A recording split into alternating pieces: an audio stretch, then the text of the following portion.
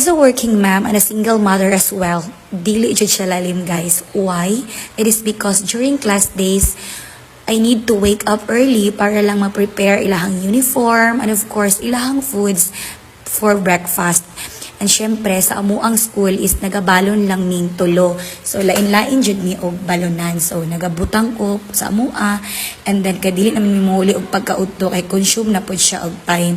And then ang mo nang yung perminti makitaan sa amuang sudan kay perminti ra gyud siya uga like pinirito kay pag morning like short og time jud siya guys. That's why dili jud kay ko makaingon nga sustansyado jud kayo among ginakaon basta class days.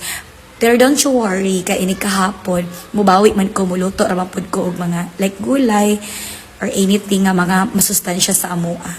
So, after na mo og lunch na pod sa school is manghugas na pod ko, kay dili pwede ma-stack og dugay kay lisod kaayo mo gahi naman pod. So, ako ara man gihapon kay ako ang grade 1, dili pa makayugod siya kabalo muhugas guys. Do kabalo-balo gud siya pero dili pa kayo siya masaligan kay dili siya matarong.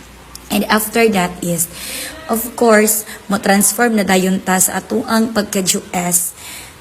So, ingon ana ang atuang nawang workagwa. So, mubutan na rin ta sa atuang trapuhan ako makamot.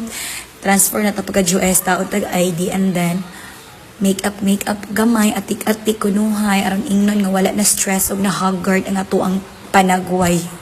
So, ingon ana lang siya kadali, guys. Ang ako ang life everyday and every night. So, na siya guys. Kay mo ato naman kong office, mag-in and out para sa amo ang biometric. So, thank you so much guys sa pag-watch ako ang videos and God bless everyone. Bye-bye.